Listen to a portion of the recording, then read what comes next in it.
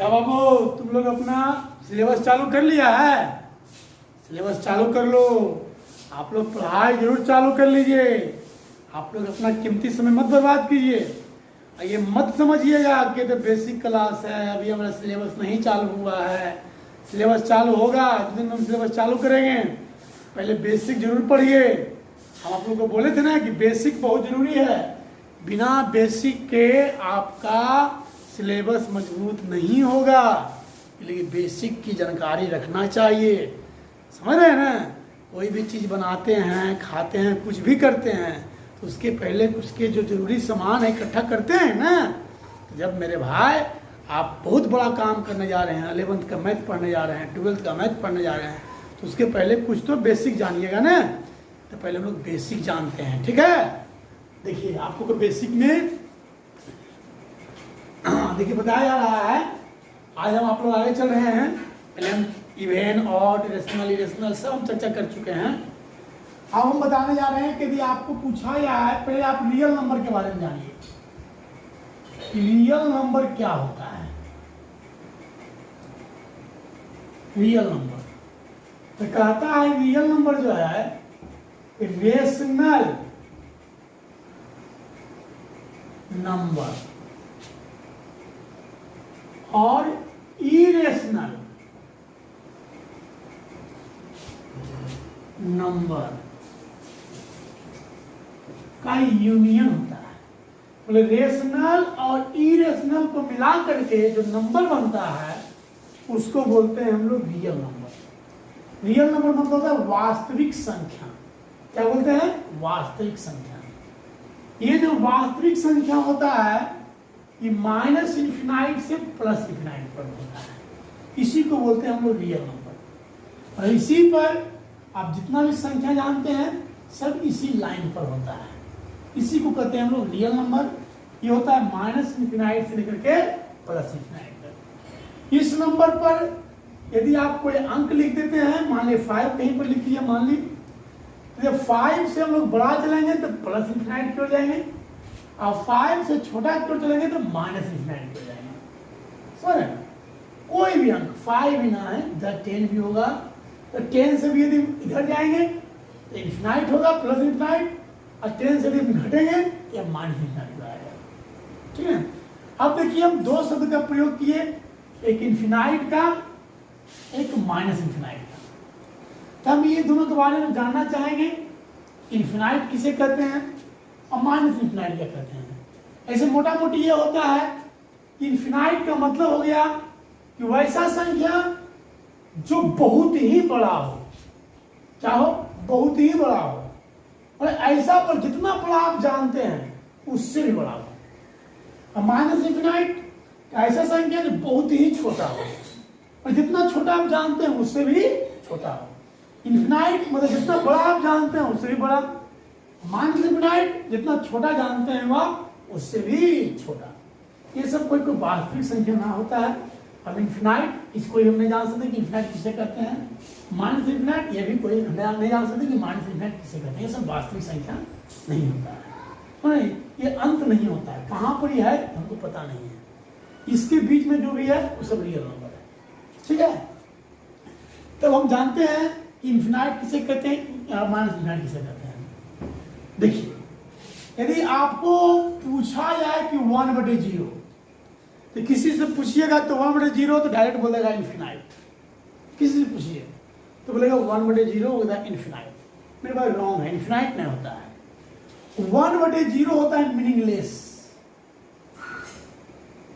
क्या होता है? मीनिंगलेस। इसका कोई अर्थ नहीं होता है, ये मीनिंगलेस है, इसके बारे में हम कुछ नहीं बोल सकते हैं। 1/0 मीनिंगलेस होता है। अब देखिए क्या होता है कि 1/0 प्लस है, 1/0 प्लस है, ये होता है आपका इन्फिनाइट। क्या होता है? इन्फिनाइट। 1/0 प्लस होता है इन्फिनाइट। अब देखिए आप कहिएगा सर ये 0 प्लस क्या है? तो देखिए 3 चीज होता है मेरा। एक होता है 0, एक होता है 0 प्लस, एक होता है 0 माइनस। देखिए 0 के मतलब हो गया एक्चुअली 0 है, जैसे देखिए आदमी 3 चीज में होता है, तो किसी भी आदमी में 3 चीज बोल सकते हैं। एक को बोलिएगा कि आदमी मर गया, डेट। एक को बोलिएगा कि आदमी मरने वाला है, मतलब पहले स्वस्थ था अब ये मरने वाला है। पहले आदमी बीमार था अब ये मरने वाला है। मतलब कहने का मतलब देखिए समझिएगा, आप गलत अर्थ में लगाइएगा। हम कहने का मतलब हम क्या बता रहे हैं, जैसे कोई भी चीज, जैसे मान लीजिए पहले आदमी स्वस्थ था एक मर गया, पहले आदमी रोगी था मर गया, अब कोई आदमी एक्चुअली मर चुका है। इसे मोटा मोटी समझिए, ये क्या है कि 0 है, 0 प्लस है, 0 माइनस है। 0 का मतलब हो गया कि एक्चुअली 0 हो चुका है, वह 0 हो चुका है, उसके बारे में हमको अब कुछ चर्चा करना की बात नहीं है, 0 हो चुका है। जो कोई चीज 0 हो जाएगा तो उसको सम किसी से भागा देंगे तो इंग्लिश हो जाएगा। और 0 प्लस का मतलब होता है मेरे भाई कि 0 हुआ है नहीं, 0 यह हुआ है नहीं, ये 0 होने वाला है। अब देखिए, अब समझिएगा, 0 हुआ है नहीं, 0 होने वाला है, इसमें क्या अंतर है भाई? अंतर है, एगो है अब जैसे 0 प्लस का मतलब है कि अभी 0 ये हुआ है नहीं, अब एकदम बहुत ही उसके नजदीक आ चुका है, अब एकदम 0 होगा, अब हुआ तब हुआ, अब हुआ तब हुआ, अब ये 0 हो ही जाएगा। समझ रहे हैं? वही होता है 0 प्लस। ये एक्चुअली में 0 होता नहीं है, लेकिन 0 होने वाला है, समझिएगा। तो मान लो कोई आदमी है, अब एकदम लग रहा है एकदम हुक्की उसका है, अब लग रहा है अब मर गया, अब मर गया, अब मर गया, अब इसको गोदान कराओ, गंगा जल डालो, तो मरने ही वाला है, लेकिन वो मरता भी नहीं है। कभी कभी आप ऐसा भी देखते हैं, कोई व्यक्ति गोदान हो गया जो मरने वाला है और 2 साल जिंदा रह गया, तो उसमें एक चांस बचता है। जो व्यक्ति तो मरने वाला है उसमें चांस बचता है कि इसको हम कहीं बाहर अच्छा तरह से इलाज करवावे तो हो सके बच जाए, क्योंकि अभी मरा नहीं है। तो जो व्यक्ति मर चुका है उसके बाद तो कोई चर्चा नहीं करेंगे, तो कुछ भी करें वो जिंदा नहीं हो सकता है। लेकिन जो भी मरने ही वाला है उस पर चांस बन सकता है, हो सके वो बच जाए। कभी कभी आप लोग देखते होंगे सब बच जाता है। तो ये मतलब 0 प्लस का मतलब होता है कि 0 होने ही वाला है, 0 हुआ है नहीं।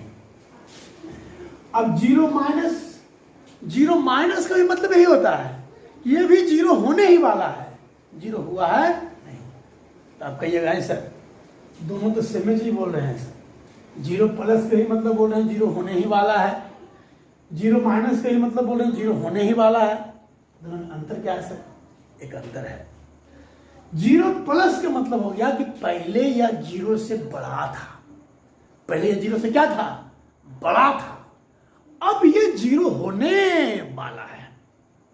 समझ रहे हैं? और 0 माइनस का मतलब हो गया कि पहले ये 0 से छोटा था, अब ये 0 होने वाला है।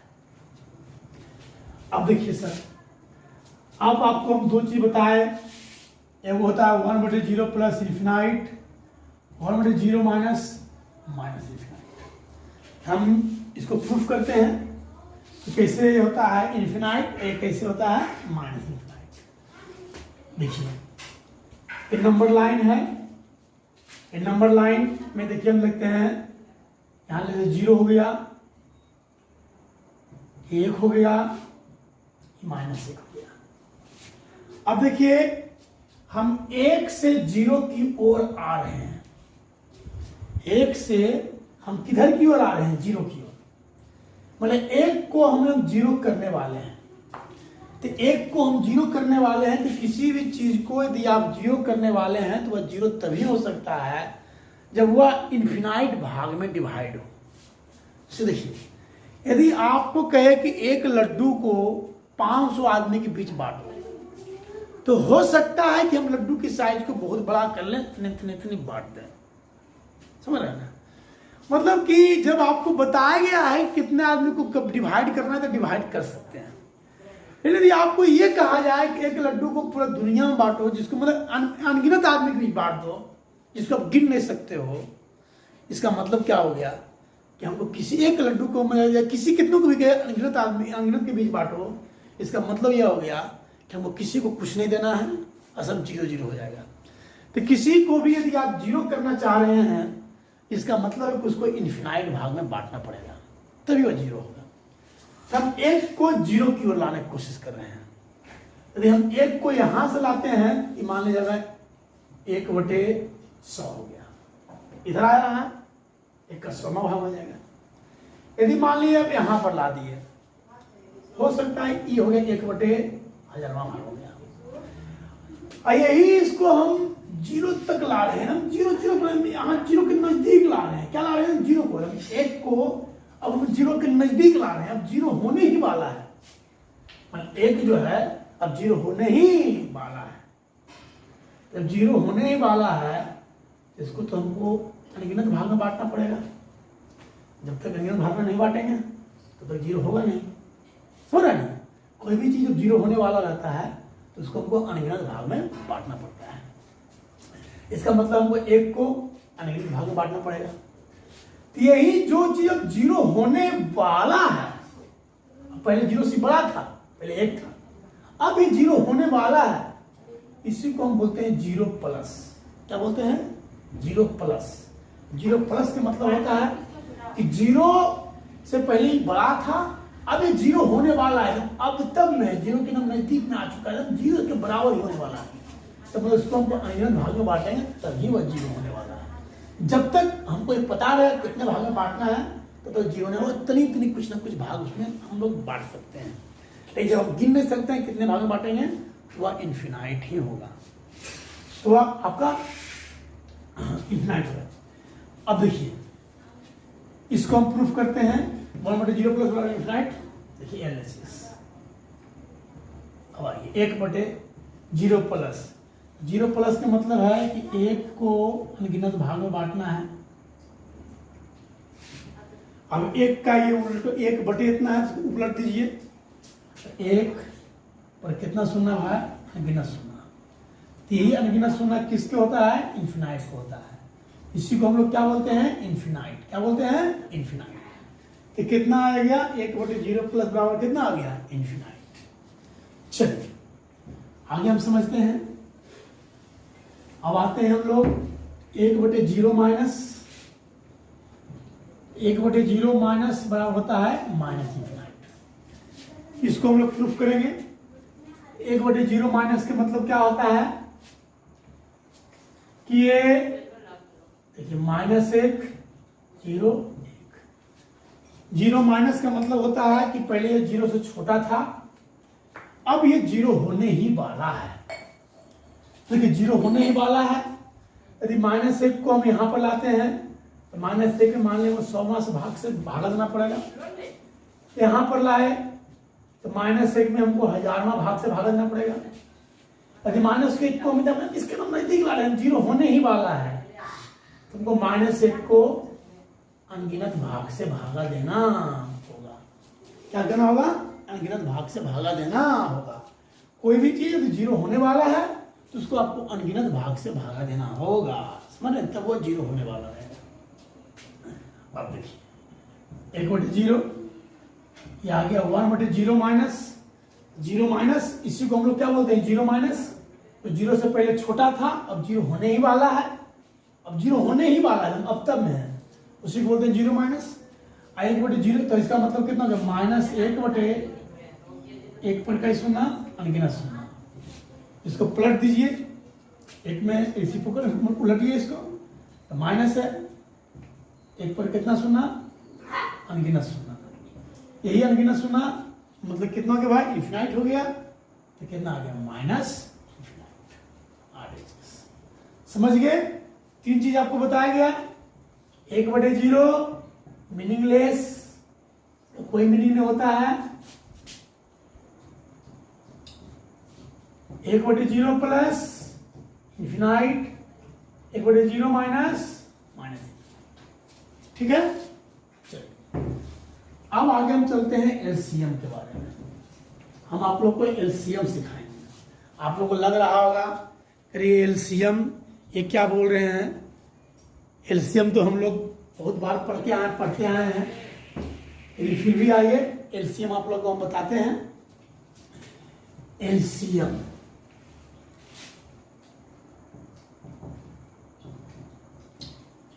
कहता है ए स्मॉलेस्ट नंबर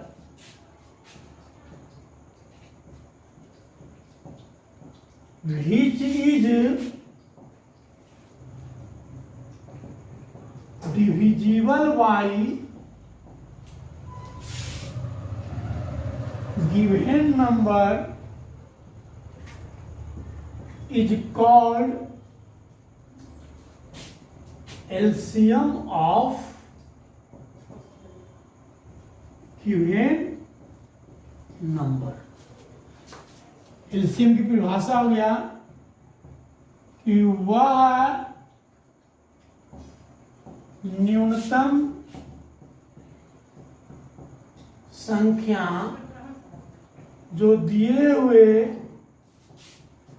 संख्या से विभाजित हो उसे उस संख्या का एलसीएम कहा जाता है।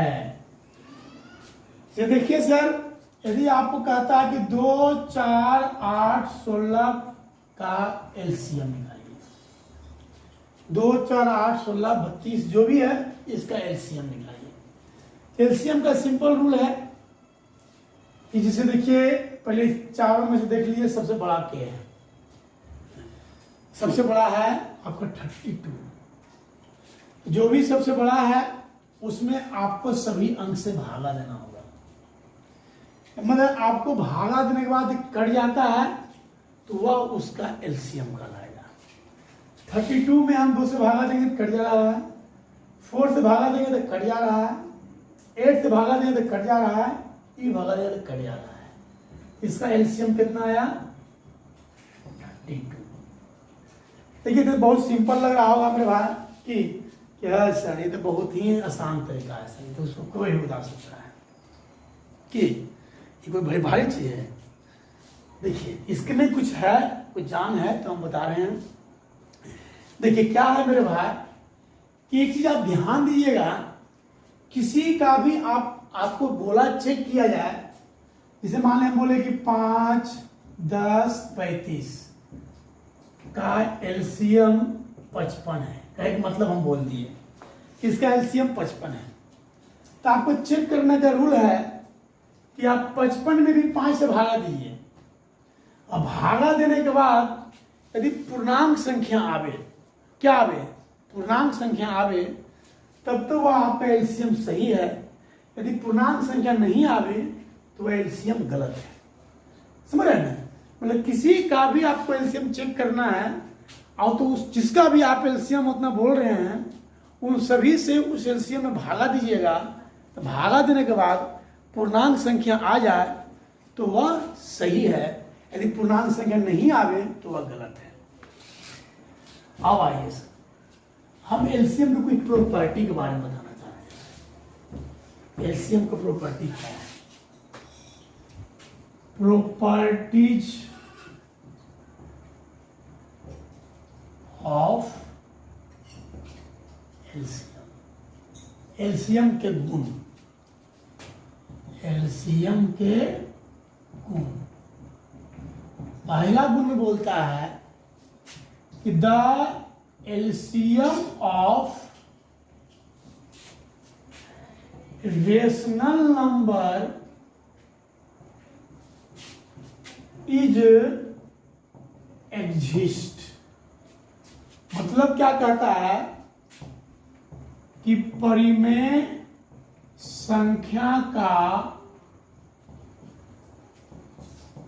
एलसीएम प्राप्त होता है। मतलब यदि कोई भी परिमेय संख्या है तो उसका एलसीएम प्राप्त होता है, उसमें कोई दिक्कत नहीं है। मतलब कि क्या है, परिमेय संख्या का एलसीएम प्राप्त होता है, कोई भी परिमेय संख्या हो उसका एलसीएम प्राप्त होता है। तो मान लिया आपको 3/5 है और 6/7 है, इसका कहता है एलसीएम निकालिए कि भाई 3/5 और 6/7 का एलसीएम कितना होगा।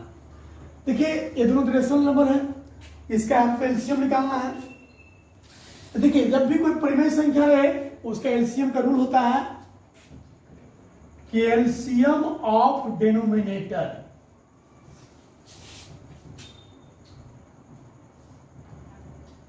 बटे HCF ऑफ न्यूमिनेटर। मतलब हो गया कि अंश का आप लघुत्तम निकालिए और हर का महत्तम निकालिए, तो ये होता है आपका परिमेय संख्या का एलसीएम। देखिए यहाँ 3/5 और छोड़ 7 का आपको एलसीएम निकालना है, तो एलसीएम कितना होगा? अंश का लघुत्तम, तो 3 और 6 का लघुत्तम होता है 6, 5 और 7 का एचसीएफ, एचसीएफ कितना होगा भाई? 1 होगा। दोनों का महत्तम कितना होगा? 1 होगा। मतलब इसका हमको एलसीएम आ गया 6। कितना आ गया भाई? 6। 3/5 और छोड़ 7 का एलसीएम आ गया 6। अब सवाल उत्पन्न होता है कि हमारा ये एलसीएम जो आया है ये सही है कि गलत है। 6 में आप 3/5 से भागा दीजिए। यदि भागा तो पूर्णांक संख्या आता है तो एलसीएम सही है, पूर्णांक संख्या नहीं आता है तो एलसीएम गलत है। 3 दूनी के 6, ऊपर जब गुना होगा 5 दूनी के 10, पूर्णांक संख्या है, 10 तो पूर्णांक है। चलिए 6 में आप छोड़े 7 से भागा दीजिए, 6 से 6 कट गया, कितना आ गया? 7। 7 ही पूर्णांक संख्या है। ये सत्य है कि 3/5 और छोड़े 7 का एलसीएम 6 होगा।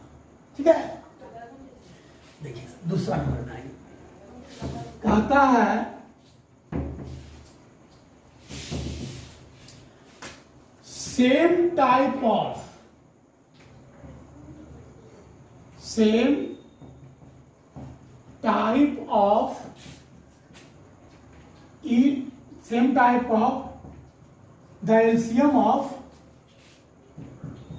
the LCM of same type of irrational number exist। मतलब एक ही प्रकार के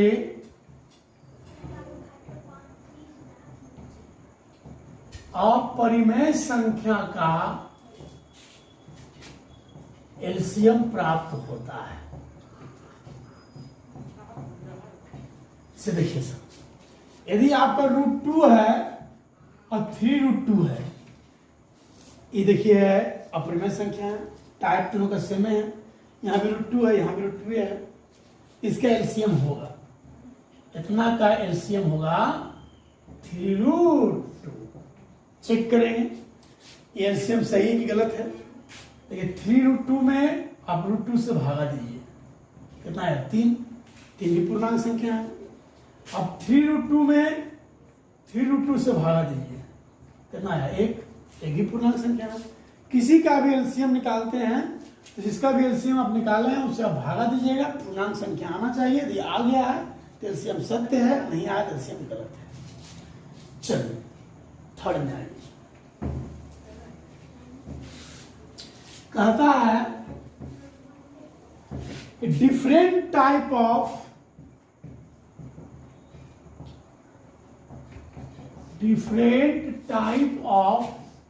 the LCM of different type of कहता है the LCM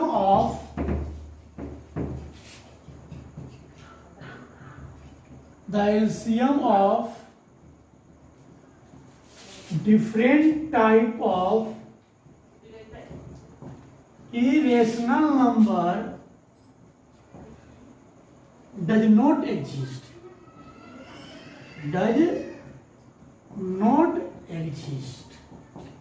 मतलब कि अलग प्रकार के अपरिमेय संख्या का एलसीएम प्राप्त नहीं होता है।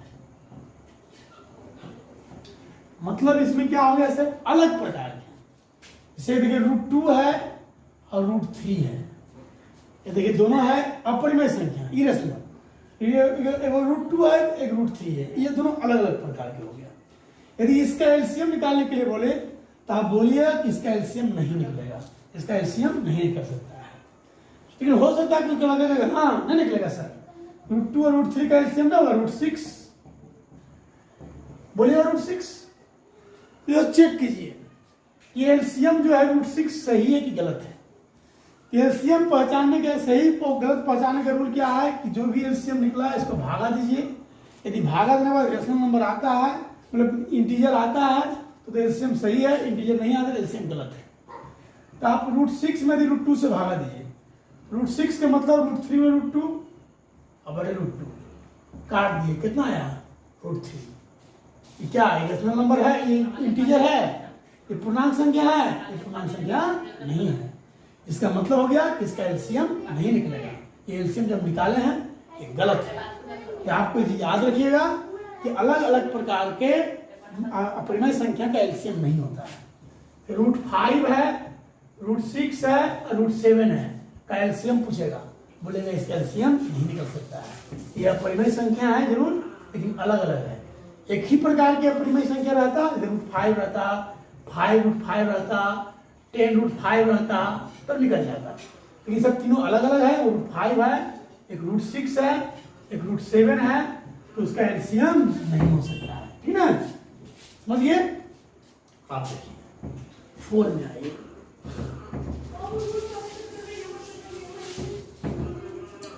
कहता है कि the LCM of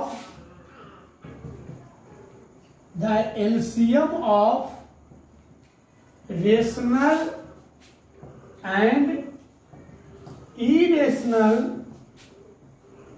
does not exist, does not exist।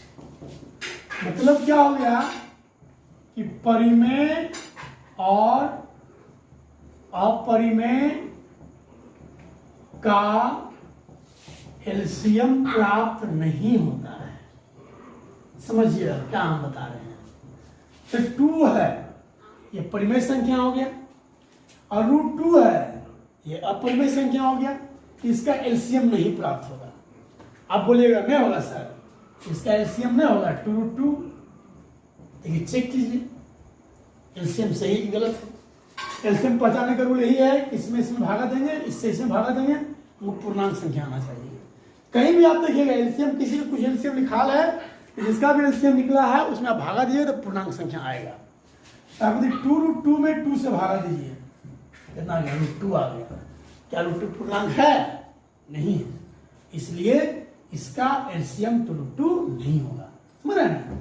और आप समझना होगा कि यदि एक परिमेय हो दूसरा अपरिमेय हो तो उसका एलसीएम नहीं निकलता है। मान 10 है और √6 है, एलसीएम निकालने के लिए बोले तो नहीं निकलेगा। या तो दोनों परिमेय होना चाहिए और अपरिमेय में दोनों सेम टाइप होना चाहिए, तब निकलेगा। धन्यवाद। विशेष कल अगले वीडियो में बताएंगे।